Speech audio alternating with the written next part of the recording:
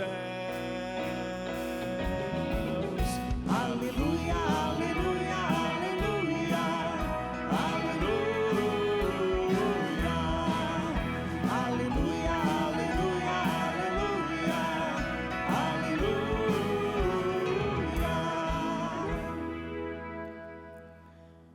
O Senhor esteja convosco. Ele está no meio de nós. Proclamação do Evangelho de Jesus Cristo segundo Mateus. Glória a vós, Senhor. Naquele tempo, alguém aproximou-se de Jesus e disse: Mestre, que devo fazer de bom para possuir a vida eterna? Jesus respondeu: Por que me perguntas sobre o que é bom? Um só é bom. Se quer entrar na vida, observa os mandamentos. O homem perguntou: Quais mandamentos? Jesus respondeu: Não matarás, não cometerás adultério, não roubarás, não levantarás falso testemunho, honra teu pai e tua mãe e ama teu próximo como a ti mesmo. O jovem disse a Jesus: Tenho observado todas essas coisas, que ainda me falta? Jesus respondeu: Se queres ser perfeito, vai, vende tudo o que tens e dá o dinheiro aos pobres, e terás um tesouro no céu. Depois vem e segue-me. Quando ouviu isso, o jovem foi embora cheio de tristeza, porque era muito rico. Palavra da salvação. Glória a vós, Senhor.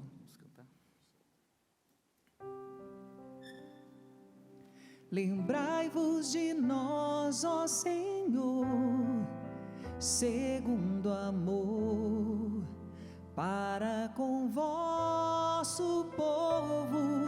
Lembrai-vos de nós, ó Senhor, segundo amor, para com vosso povo. Lembrai-vos de nós, Senhor, canta. Lembrai-vos de nós, ó Senhor, segundo amor, para com vosso povo. Lembrai-vos de nós, ó Senhor, segundo amor, para com vosso povo.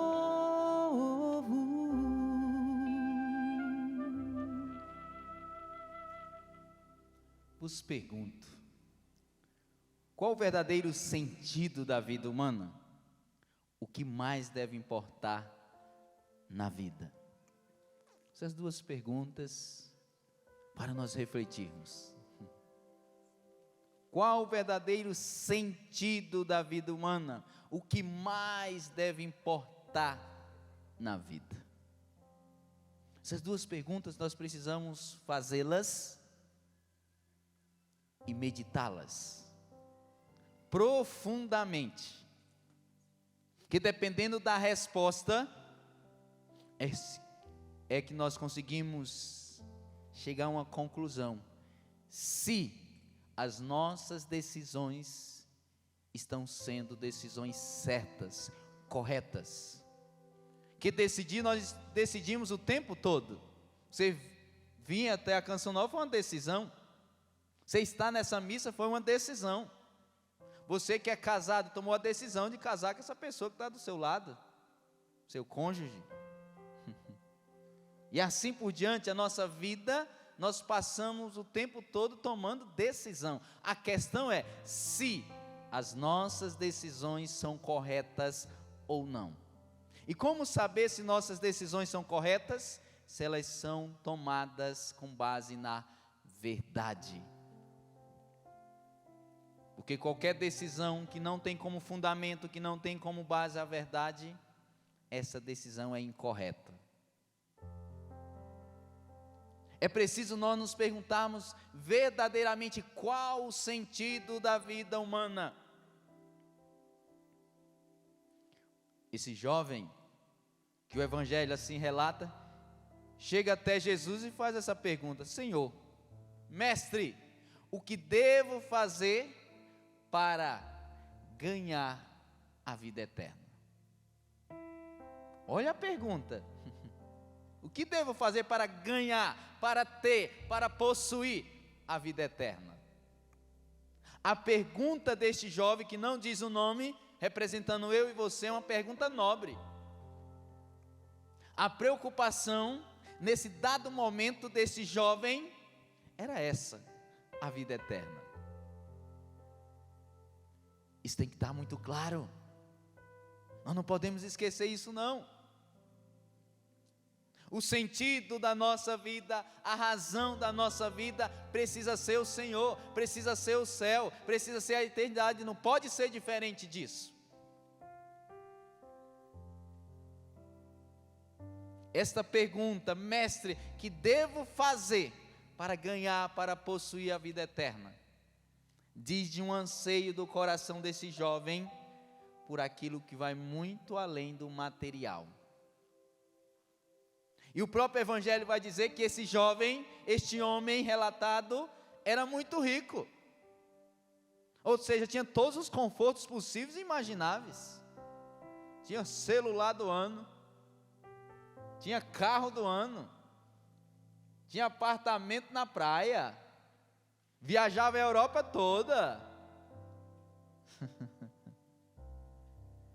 Tinha do bom e do melhor, não lhe faltava nada, era um jovem rico. Mas existia ali o anseio do coração daquele jovem por uma coisa que era maior. O que era maior? O anseio pela vida eterna. E esse anseio, ele faz parte, ele é intrínseco a nós. O anseio pelo céu, o anseio pelas coisas espirituais. Santo Agostinho, de forma poética, vai dizer: Senhor, fizeste-nos para ti, inquieto estará o nosso coração, enquanto não repousar em ti. É uma inquietação. Humanamente podemos ter tudo, mas sempre vai faltar alguma coisa. Você pode ter acesso a qualquer coisa que você quiser, qualquer lugar que quiser, possuir qualquer bem que você quiser, mas isso não vai preencher um vazio do coração, que o anseio é tão grande, que só Deus pode preencher. O anseio de eternidade. Senhor, o que devo, mestre, o que devo fazer de bom para ganhar a vida eterna? O desejo em si desse jovem é nobre, que é um desejo de perfeição. E precisa existir no nosso coração, da nossa parte, esse desejo, essa disposição de buscarmos a perfeição. Por outro lado, é importante também perceber que nesta frase, ela tem uma limitação. Existe uma intenção nobre, que eu agora verbalizo para você, mas existe uma limitação, que ele diz assim: mestre, o que devo fazer de bom para ter a vida eterna? O que devo fazer? Uma resposta, uma pergunta totalmente limitada. Que para esse jovem, a salvação era conquista. Eu conquisto, com o que eu faço eu conquisto. Jesus mostra para ele que não é assim não. O céu não é uma mera conquista. O céu, antes de tudo, é um dom. A vida eterna não é uma conquista onde nós conquistamos fazendo coisas. A vida eterna é um dom. E nosso Senhor deixa claro para esse jovem rico que possuía humanamente tudo. Esta é uma dimensão também que nós temos que ter muita clareza na nossa vida, para podermos responder bem a nosso Senhor. A salvação, antes de tudo, é um dom. Porque Deus nos ama, Ele nos concede a salvação. Ela não é fruto de uma conquista humana, não é fruto do mérito humano, não é fruto do esforço. Não, a salvação é antes de tudo um dom gratuito de Deus. Tenhamos total clareza a esse respeito. E Jesus insiste com aquele jovem, para que ele entenda o que significa ser perfeito. Porque o convite de Jesus para aquele jovem era um convite à perfeição. Não era só que ele fosse bom. E aqui está uma coisa que eu faço questão de frisar e destacar para você. Deus não só nos chama para sermos bons, o Senhor nos chama para sermos perfeitos. Sede perfeitos como o vosso Pai Celeste é perfeito. Sede santos como o vosso Pai Celeste é santo. Perfeição equivale a ser santo. Não nos contentemos em sermos bons, porque sejamos sinceros, tem muita gente que não pertence à igreja e é boa, viu? Eu conheço. Faz caridade, em si não faz mal para ninguém, do ponto de vista de um profissional, um excelente profissional, uma pessoa boa, mas não é perfeita. Que bondade e perfeição é bem diferente. Bondade é o primeiro passo, mas não pode ser o único. Nós precisamos desejar sermos perfeitos, que equivale a sermos santos. É esse o convite de Deus para nós. Tem muita gente boa aí na praça, mas não é suficiente para ganhar o céu. Sejamos sinceros, esse jovem do evangelho aqui, o cara era bacaninha, viu? Gente boa, bacaninha. O Senhor disse, olha, precisa obedecer os mandamentos. Senhor, mandamento, isso é fichinha para mim. Desde a minha juventude eu obedeço todos. Tem mais algum aí? Manda mais algum aí, porque está pouco, Jesus. Não sabia com quem estava conversando, viu? Desafiando Jesus. Ele não esperava por essa resposta. Depois que ele até estufa o peito, quando Jesus fala que é para obedecer os mandamentos, quais? E Jesus ali descreve para ele, chega até respira fundo. Essa aí é moleza, gente, estou fazendo todos. Chega tufa assim o peito, ó. E Jesus, conhecendo a intenção e o coração daquele jovem, Jesus diz para ele o quê? Vai, vende os teus bens, dá aos pobres, depois vem e segue-me. Jesus toca em uma coisa muito importante naquele jovem. Ele era legalista, ele cumpria a lei e as regras, mas ele não amava a Deus. Quem era o grande amor da sua vida, desse jovem relatado no Evangelho? Sua riqueza. E aqui Jesus não está falando de problema de possuir bens, não tem nada a ver uma coisa com a outra. O que Jesus está relatando é a pessoa que se deixa possuir pelos bens, tem os bens como seu único, os bens como seu único Deus. Como se tirar os bens acabou tudo, acabou a razão de viver.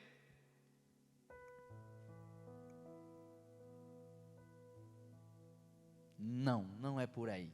Jesus toca nesse ponto, nesse jovem, que o Deus dele, na verdade, o que ele mais amava não era Deus, Criador do céu e da terra, o que ele amava era a sua riqueza. A ponto que Jesus vai, vende, dá aos pobres, depois vem e segue-me. Diz o Evangelho que ele saiu perto de Jesus triste, abatido. Precisou depois tomar remédio. Não está aqui não, mas estou acrescentando.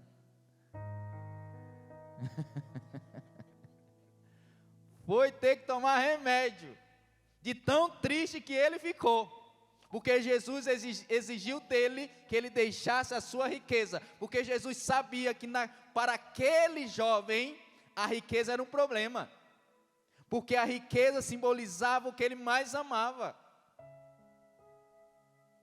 E para aquele jovem, a riqueza seria fruto de condenação. Por isso Jesus disse: deixa. Jesus, conhecendo o mais profundo da intenção, pediu para que ele deixasse, e ele não foi capaz de deixar. E olha só que coisa séria, que vale a pena meditarmos sobre nós. As verdades que nós sabemos, mas não nos responsabilizamos. O jovem saiu perto de Jesus sabendo que o apego à riqueza era um problema, mas ele não se responsabilizou por esta verdade. Quantos de nós, que tem coisa que nós sabemos que não é verdadeiro, que é contrário à graça, que é contrário à proposta do Evangelho, a gente continua feliz da vida, conhece a verdade, mas não adere a esta verdade. Nós precisamos ser homens e mulheres conhecedores da verdade, mas homens e mulheres também que aderem à verdade, porque se não houver uma adesão, de nada vale. Aquele jovem saiu perto de Jesus triste, abatido, porque ele era apegado aos bens materiais. Ele já era bom, mas para ser perfeito precisava desapegar, e ele não foi capaz. E na medida que nós caminhamos na comunhão, na intimidade com o Senhor, Ele vai sempre nos pedindo algo a mais. Por isso eu me volto para você e vos pergunto: o que hoje o Senhor pede para você? O que hoje você precisa deixar para amar ainda mais a Jesus? O que te prende de amar verdadeiramente o Senhor? Que deixa eu dizer uma coisa para você, recordar, melhor falando, Deus é um Deus ciumento, e o profeta faz questão de dizer isso. Deus é ciumento. Deixa eu lhe dizer uma coisa muito séria. Deus, Ele aceita ser rejeitado, abandonado, mas Ele não aceita ser dividido. Não aceita. Alguém que não quer saber dele, Ele deixa quieto, mas alguém que o divide com outro, Ele não aceita. Olha a primeira leitura. O povo de Israel começa a cultuar outros deuses sem ser o único e verdadeiro Deus, e é castigado por isso. Deus não aceita ser dividido. Ele mesmo vai dizer: não podeis servir a dois senhores. Ou ama um e despreza o outro, ou despreza um e ama o outro. Não tem como. Nós precisamos pedir a Nosso Senhor a graça de um coração íntegro e, portanto, inteiro para amar a Jesus. Não podemos ter um coração dividido, porque é muito fácil termos um coração dividido. Momento nós somos de Deus, momento não somos. Dentro da igreja, Ave Maria, pode fazer até um bonequinho e colocar no altar. Mas quando nós saímos de dentro da igreja, só conhece se olhar na carteira de habilitação. Se olhar no documento, é fulano mesmo, é? Que às vezes nós vivemos duas identidades. Um momento nós somos totalmente de Deus, outro momento não somos. Isso não é viver uma vida perfeita como Deus exige e espera de nós. E uma vida perfeita, conforme a proposta do Evangelho, requer um total afastamento de tudo aquilo que nos leva ao pecado. Total afastamento. Desapegarmos de tudo e qualquer coisa. Porque se nós não desapegarmos, nós não vamos conseguir amar Jesus na totalidade. Nós vamos ter sempre um coração dividido.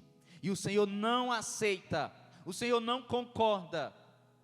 Um coração dividido, onde ora somos dele, ora não somos mais. Essa proposta o Senhor não aceita, o Senhor não quer de jeito nenhum. A entrega para o Senhor precisa ser total, não pode ser parcial. Parte da minha vida eu entrego a Jesus, mas parte não. Até aqui, Senhor, eu entrego, mas daqui para frente não, Senhor, aí é demais. Jesus só aceita se for na totalidade. Jesus não aceita pedaço. Eu vou me dar, Senhor, toma um pedaço de mim. Deus não aceita pedaço. Deus só aceita você inteiro, completo, na totalidade. Isso é viver uma vida de perfeição, entrega total ao Senhor.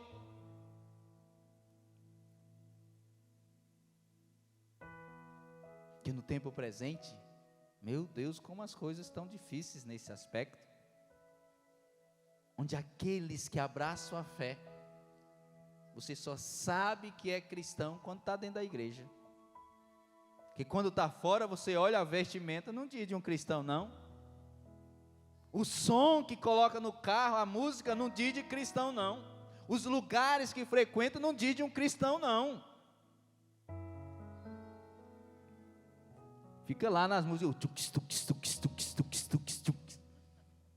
chega o carro, tem uns carros que vai se balançando, chega, vai se balançando o carro.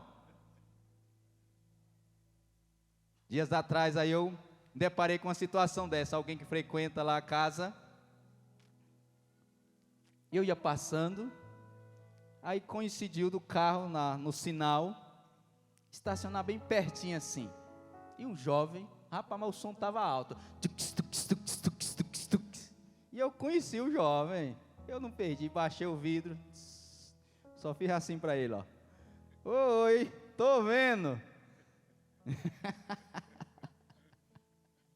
e olha que é um jovem todo piedoso, aí que tá, piedade total, mas na hora que estava dirigindo na cidade, no carro, é preciso nós sermos de Deus na totalidade. Quer ver uma coisa que está virando bagunça?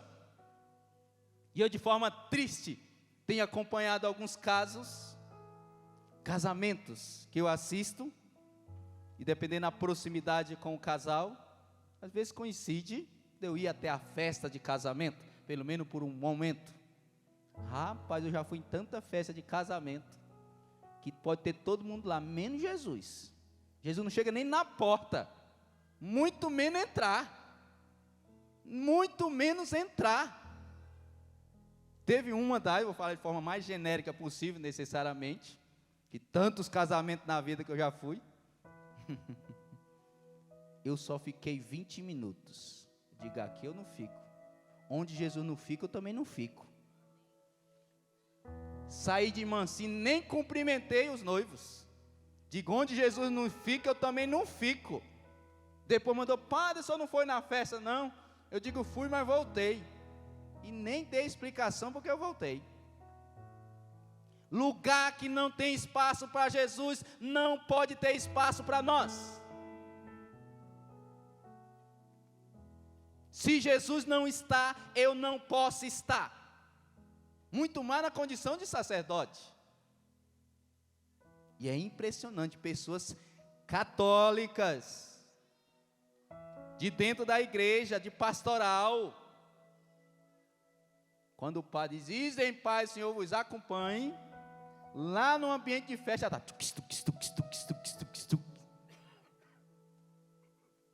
cristão só dentro da igreja, fora não é não. Isso não é viver uma vida de perfeição. Vida de perfeição é dentro da igreja, dentro do carro, dentro do quarto, dentro do banheiro, no ar, na terra, debaixo da terra, onde for. Nós precisamos sermos íntegros, inteiros, onde estivermos, independente do lugar, independente da circunstância. Tem cristão bipolar. Sabe o que é o cristão bipolar? É esse que eu estou descrevendo. Cada momento ele é de um jeito. Cristão bipolar não entra no céu, viu? Essa bipolaridade, ou seja, cada ambiente dele não entra no céu. O cristão que entra no céu é aquele que adota uma identidade, a de nosso Senhor, de ser todo dele, inteiro dele. Esse entra no céu. E é isso que o Evangelho está nos ensinando. Não é Padre Helenildo não, viu? Não dê crédito para mim, dê crédito para Jesus.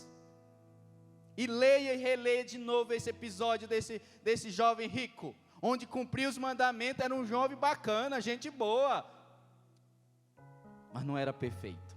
E o convite de Deus para nós é um convite à perfeição. Não esqueça disso, pelo amor de Deus. Eu concluo essa homilia dizendo a você que está aqui, mas você que nos acompanha de casa, faça uma revisão de vida. Veja se você não se enquadra dentro desse cristão bipolar. Duas personalidades, uma dentro da igreja e outra fora. Para os que estão em peregrinação, olha, dentro da Canção Nova lá, nós tudo piedoso, viu? Mas saiu da chácara. E eu espero que vocês não sejam assim e não hajam assim. Pelo contrário, o ser de Deus aqui agora dentro do santuário se estenda na chácara, na rua, no ônibus, no avião, no helicóptero, no navio, no submarino. Não sei o que você chegou aqui. Submarino eu sei que não foi, né? Independente de como você chegou, eu quero que você entenda que você precisa ser de Deus, inteiramente de Deus. Com essa condição que eu vos falei, Jesus até aceita ser desprezado, mas não aceita ser dividido. Que o Senhor nos livre desse grande mal, dessa grande doença, dessa grande enfermidade, desse mal do século chamado coração dividido, onde uma hora nós somos de Deus, outra hora nós não somos. Ora nós somos totalmente dele, ora nem tanto. Que o Senhor nos livre do mal do século, coração dividido. Eu peço a intercessão de Nossa Senhora sobre todos nós, para que a nossa entrega seja total, inteira, completa, sem reserva nenhuma. Te convido a ficar de pé por um instante.